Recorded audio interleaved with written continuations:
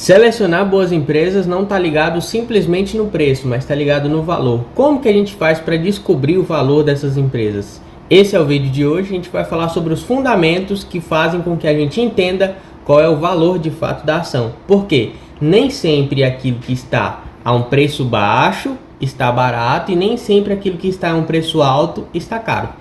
Então, a gente precisa fundamentar isso. Vamos lá? Bom, para a gente entrar nesse assunto, nós precisamos entender que não é simplesmente a gente olhar a ação ali sendo negociada na bolsa e a gente pensar, olha que bonitinha essa ação, vamos comprar? Vamos comprar. Ah, olha essa ação aqui, tá valendo somente R$5, enquanto as outras estão valendo 30, estão valendo R$50. Vamos comprar essa que está valendo 5? Não funciona assim. Porque a gente precisa olhar para os indicadores por trás dessas empresas, utilizando algumas métricas, para a gente saber se vale a pena ou não comprar essas empresas. E é justamente com esse objetivo que eu fiz o vídeo de hoje, para ensinar vocês a montarem de fato a carteira de investimento de vocês com base em alguns critérios. A gente vai filtrar as melhores ações da bolsa para compor o nosso portfólio. Então, vamos aqui para o PC que eu vou mostrar para vocês como fazer isso. Vou passar aqui então para vocês 5 pilares para que vocês, na hora de escolherem as empresas de vocês façam um filtro tão bom que as empresas que vocês decidirem comprar serão empresas excelentes. Esses 5 pilares que eu vou passar aqui para vocês são pilares baseados no valor, para a gente conseguir metrificar o valor em si dessas ações e saber se são interessantes de fato ou não. Quando a gente quer se tornar sócio de uma empresa, o que a gente precisa? Qual é a primeira pergunta que a gente faz, né? A gente quer saber de fato se essa empresa é lucrativa. Então, o primeiro pilar que a gente vai observar aqui seria lucratividade. Por que lucratividade? Se eu penso em entrar em sociedade com alguém, eu quero saber se essa empresa lucra, se ela tem lucro constante, se a projeção de saúde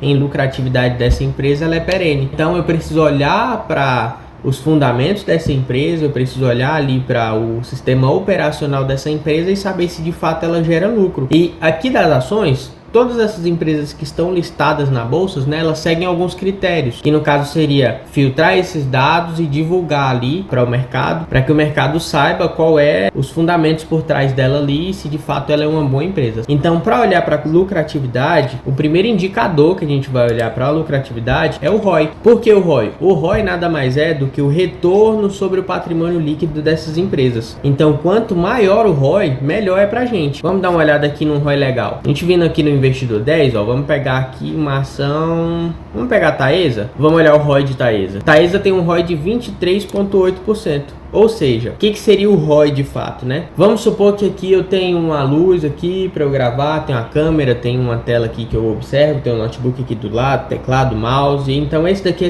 é meu patrimônio. Então, com base no meu patrimônio, quanto que eu consigo gerar de lucro com base nesse patrimônio? O ROI ele mede isso. Então, quanto maior o ROI, melhor. Só que não é qualquer ROI que a gente pode olhar, né? A gente tem uma base ali para a gente ver se aquela empresa ela é realmente eficiente ou não. E a base que eu vou passar aqui para vocês, basicamente seria um ROI com base na Selic. Nossa Selic aí, nossa taxa básica de juros aí. Um ROI ideal seria um desvio padrão ali de mais ou menos 2%, tanto para baixo como para cima. Então, se a Selic hoje está 15%, um ROI ideal seria um ROI na casa, sei lá, dos 17%, ou até mesmo aceitável seria na casa dos 13% ali, digamos. Então assim, um ROI entre 13 e 17 seria muito interessante pra gente. Já um ROI de 23% é maravilhoso, concorda? Já que essa é a nossa base, né? Selic com desvio padrão de 2 para cima ou 2 para baixo. Então, um ROI aqui para Taesa seria bem interessante, só que esse não é o único filtro que a gente tem que fazer. O ideal seria que a gente olhasse o setor por trás dessa ação. Cada ação ali, ela está inserida em um setor.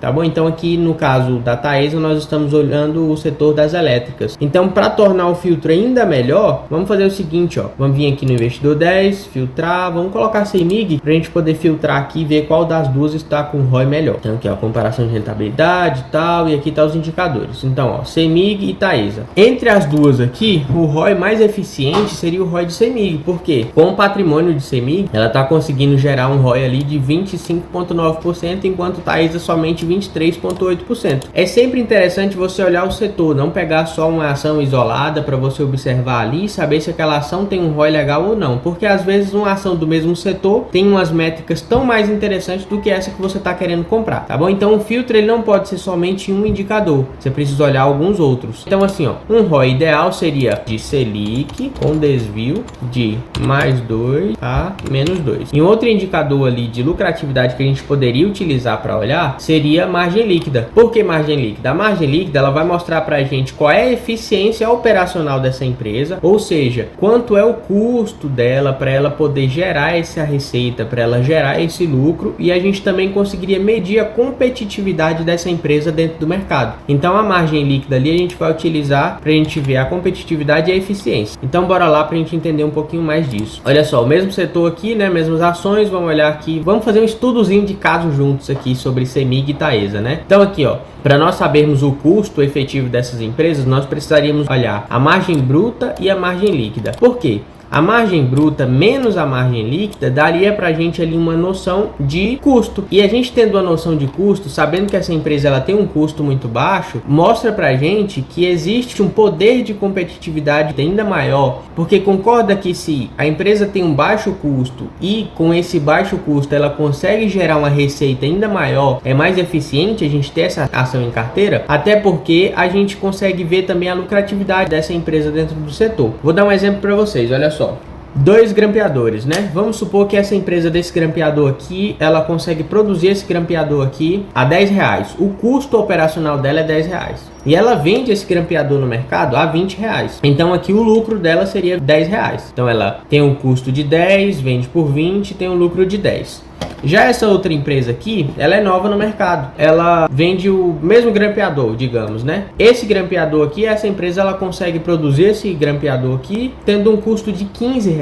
Então, se ela tem um custo de R$15 e ela vende pelos mesmos R$20, concorda que o custo é 15 e o lucro é somente R$5? Vamos supor que essa outra empresa aqui, ela queira tirar seus concorrentes. O que ela pode fazer? Ao invés dela vender esse grampeador aqui a R$20, ela pode abaixar o seu preço de venda para 15. Ela abaixando o seu preço de venda para 15, ela ainda lucra R$5 sobre o produto dela. Enquanto essa daqui, que seria obrigada a abaixar o preço de venda do grampeador dela, ela não teria lucro. Porque o custo para ela conseguir produzir o grampeador e vender já é R$15.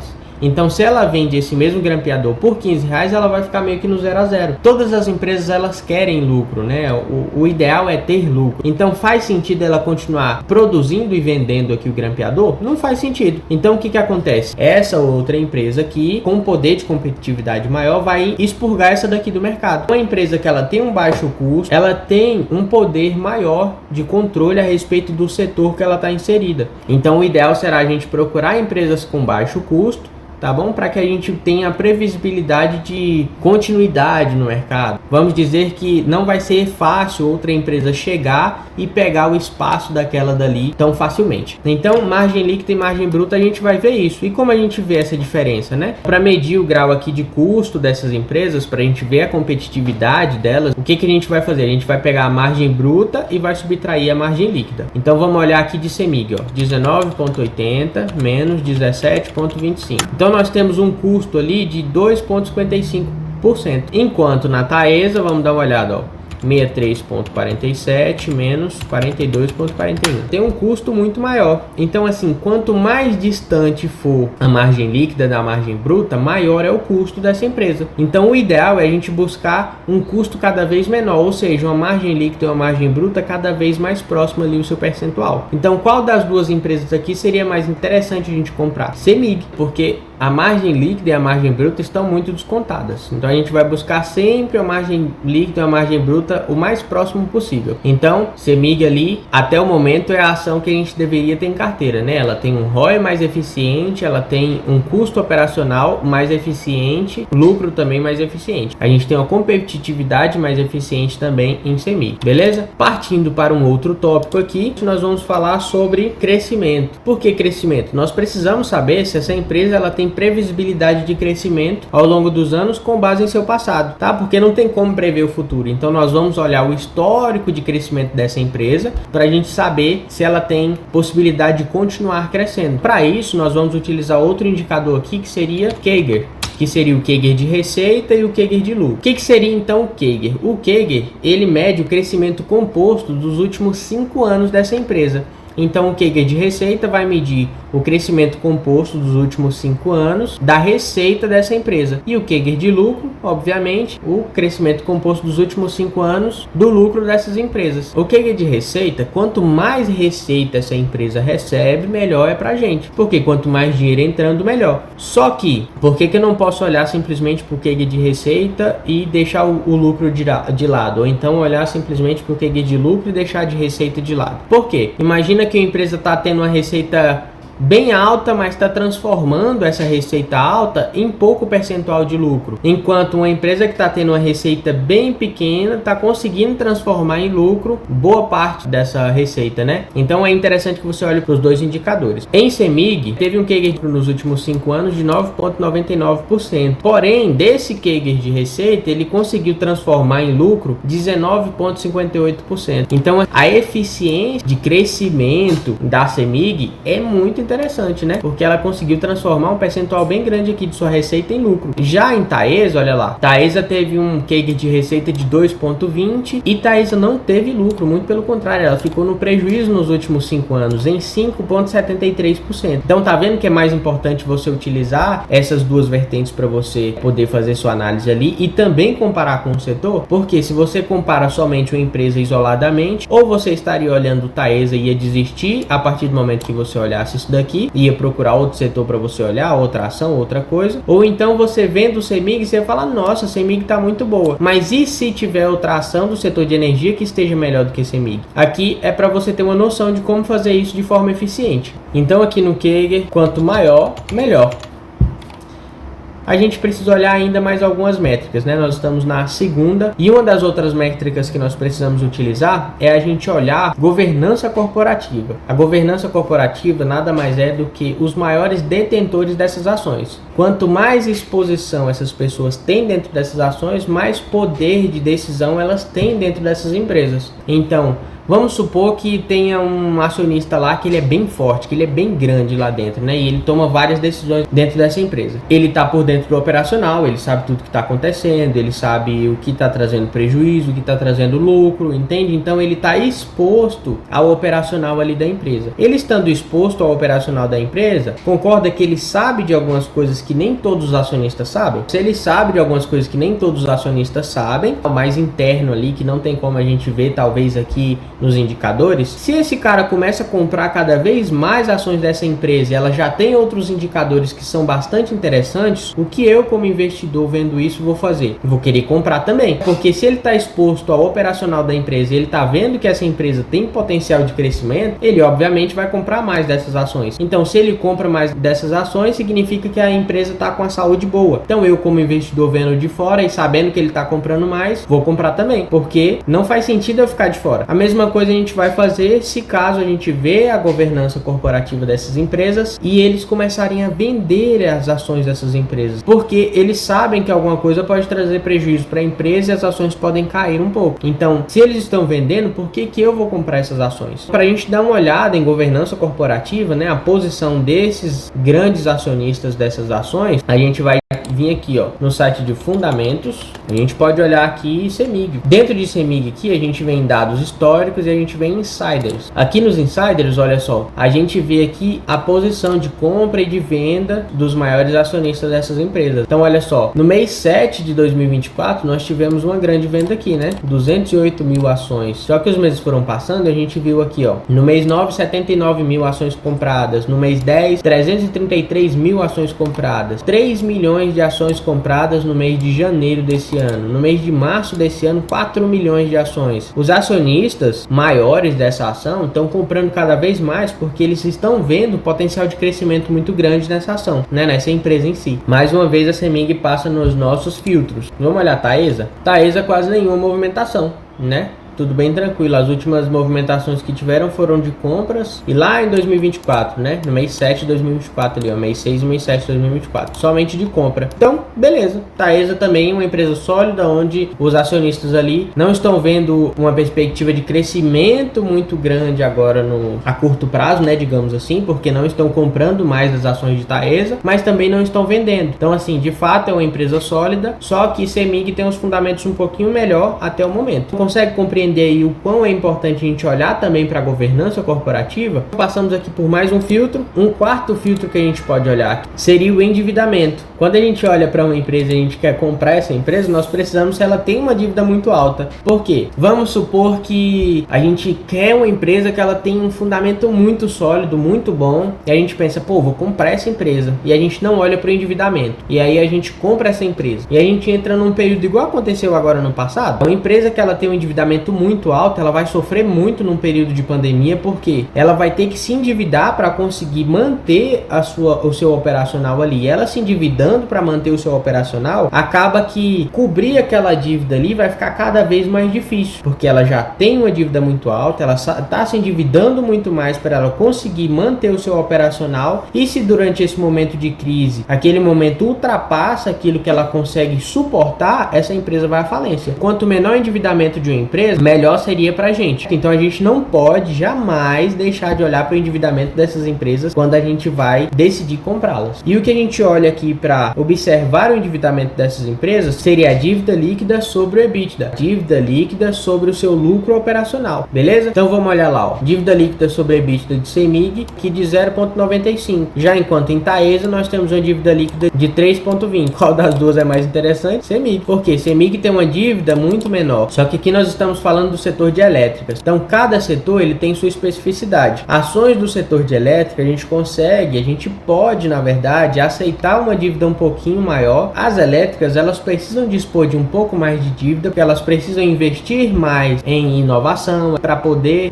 conseguir expandir ali as suas receitas. O que seria uma dívida ideal aqui para a gente poder analisar essas ações? Seria dívida líquida abaixo de 3, porque daria um pouco mais de entendimento, de capacidade de aguentar maiores crises, caso venha acontecer. Então, dívida líquida abaixo de 3 seria interessante, a não ser nessas empresas, igual eu falei, que estão em busca de investimento para crescerem cada vez mais. E como último e não menos importante indicador, nós vamos olhar para o preço dessas ações. Mas o preço em que sentido, né? O preço no sentido de indicador mesmo, e não de fato em preço que ela está sendo negociada. Um indicador que a gente pode utilizar aqui para observar o preço dessas empresas seria o PL, que o PL seria o preço sobre o lucro. E o que o PL mede? O PL ele é utilizado para medir em quanto tempo eu teria meu investimento de volta. Então, por exemplo, eu estou comprando ali 100 ações de CEMIG. Em quanto tempo, em quantos anos eu conseguiria ter 100% desse investimento de volta em lucratividade? Quanto tempo demoraria para você ter esse investimento 100% retornado para você em forma de lucro? Olha só, em apenas 4 anos e 2 meses ali, 3 meses mais ou menos, nós teríamos 100% de lucro de volta. Já em Taesa, nós teríamos o nosso investimento em Taesa retornado em quase 7 anos ali. O PL ele é muito interessante porque ele vai medir pra gente o quão eficiente é a lucratividade dessa empresa e também vai mostrar pra gente se essa empresa ela tá cara ou se tá barata. Por quê? Concorda comigo que um PL cada vez menor é mais interessante? Por quê? Se eu faço um investimento aqui de R$100, com quanto tempo eu vou ter esses R$100 de volta somente com lucro? Ou seja, aqueles R$100 vai continuar lá investido naquela empresa. Com quanto tempo eu recebo 100% de lucro? Quanto menos tempo demorar para eu receber esse 100% de lucro, melhor. Só que para o PL a gente precisa ter umas métricazinhas. Quando o PL ele é muito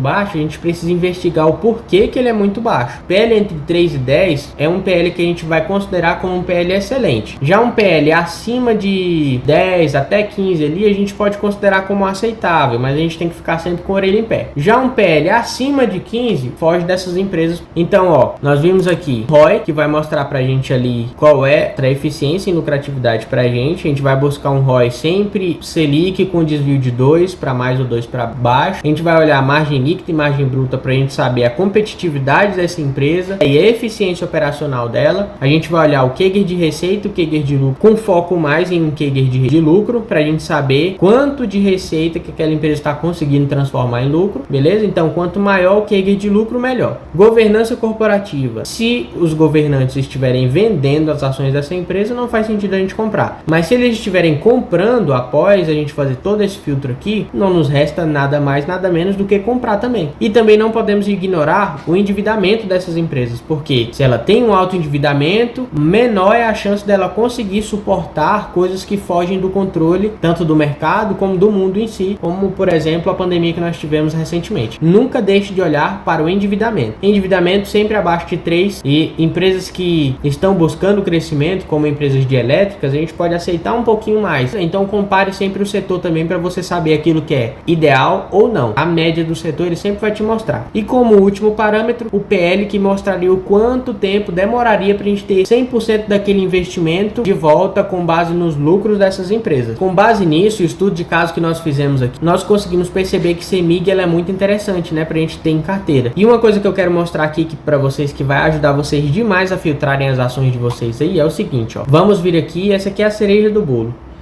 pra gente não ter que olhar 400 ações listadas aí na bolsa, né?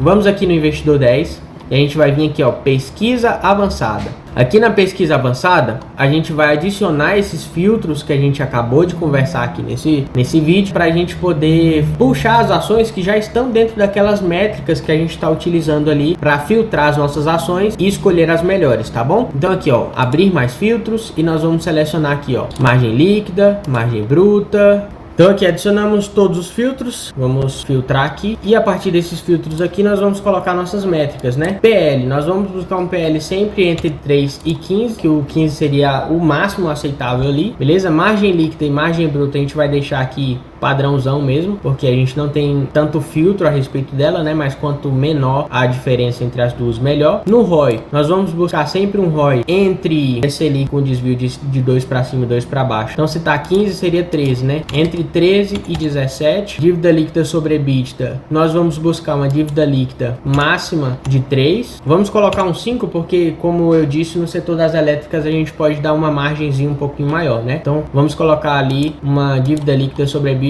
de até 5, CAGR de receita e CAGR de lucro também não temos muita métrica, a gente precisa olhar a média ali, o setor. Então pode buscar aqui e ele vai filtrar pra gente as ações que se encaixam dentro desses filtros, para se tornar mais fácil, ao invés de a gente olhar 400 ações dentro da bolsa, que eu acho que é a cereja do bolo. Depois de você ter aprendido ali os indicadores, aqui fica muito mais fácil. Com base nisso aqui, a gente vai olhar as ações ali, e o mais interessante, ao invés de a gente simplesmente comprar essas ações que estão listadas aqui, é interessante que a gente vá de uma em uma, olhe setor por setor, para a gente poder ver se realmente faz sentido ou não ter essas ações. Por quê? Quando a gente compra só um setor, a gente está 100% exposto a somente aquele setor. Então, nosso risco é muito alto. Então, vamos supor que o setor de elétrica sofra alguma coisa. Então, o setor de elétricas inteiro vai cair muito. E se a gente só tem ações do setor de elétricas, acaba que a gente sofre essa desvalorização inteira na nossa carteira. Então, o mais interessante seria eu diluir o risco buscando vários setores para eu comprar essas ações. Só que você não vai comprar 50 ações de cada setor. Precisa fazer o filtro e saber aquelas que são mais eficientes. É interessante que você saiba qual setor tem em carteira. Eu falei alguns deles aqui, e se vocês olharem também as ações que eu coloquei na nossa carteira pública aqui do canal, vocês vão ver o que é bom ou não ter em carteira. Lembrando também que isso daqui não é o filtro máximo para vocês fazerem. Isso aqui é uma base para vocês conseguirem escolher as ações. Só que além disso, nós precisamos saber se está em um momento bom ou não para comprar. E como eu sei se é um momento bom ou não para comprar? Lembra do videozinho lá onde a gente comprou as ações do canal, onde a gente tinha algumas planilhas ali, onde nós calculamos o preço justo dessas ações e o preço teto dessas ações? Então, ali também é um outro filtro que a gente precisa ver um pouquinho mais para frente. Então, nos próximos vídeos aí eu trago aqui para vocês como fazer para vocês se tornarem ainda mais eficientes. Então, eu espero que vocês tenham gostado do vídeo. Se você gostou do vídeo, deixa seu like, compartilha esse vídeo com alguém que precisa saber disso, se inscreve no canal, me segue lá no Instagram, beleza? Seja muito bem-vindo e fui!